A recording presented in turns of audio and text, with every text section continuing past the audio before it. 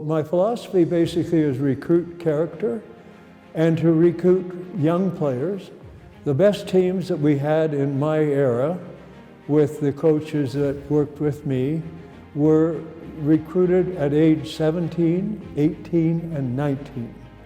And so we purposefully looked at the opportunity for a player to grow and to be that type of athlete that was going to get better and who had the desire and determination and the willpower to say, I am loving this game, I'll work my tail off, but I expect that we're going to be a really good team, which we were. Everybody knows George Kingston is one of the best coaches that I think this program has ever seen, all sports, and probably hockey has seen across the world. But George was so much more than that. The quality of the man is what really stands out for me.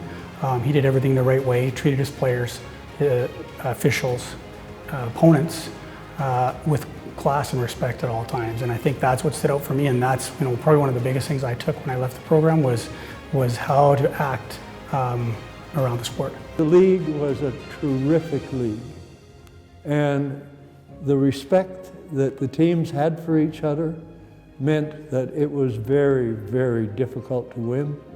But at the end of the time, everybody knew how hard they had worked to get to the pinnacle that sometimes wasn't there for them. We all worked together with Dave King, with Hockey Canada, in a think tank. And so we were looking at how do we develop the game. And we were the teams that were totally competitive. I mean, best of threes were best of threes. There were no rollovers in that bit. And we beat the crap out of each other on the way. And anybody that went to the Nationals was beat up because it was so competitive. And you learn from Claire, you learn from Wayne Fleming. Claire was my mentor. I met Claire when I was in grade 11.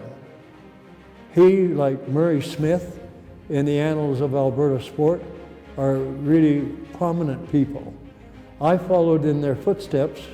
Instead of being a student going to architecture, I decided I loved to do what they were doing, and that's work with young men in hockey. Never ever regretted it. Lifelong friends with Claire and Dolly, Wayne and Carolyn, Dave and Linda. This was the kind of collegial competition. And who do you want to beat most? Your friends. My forte is development of the game, development of the player.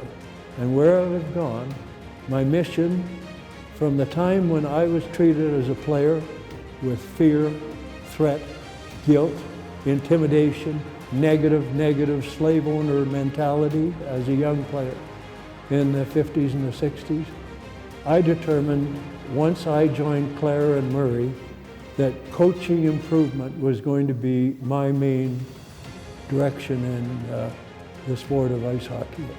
As a coach, George was ahead of his time. We were doing things that they're just starting to do now.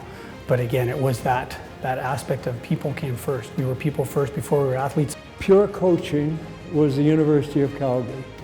Dennis Kadatz was a great athletic director who gave us the reins to be the best we could do and the resources to be the best we could do and the expectation that we would be the best we could be.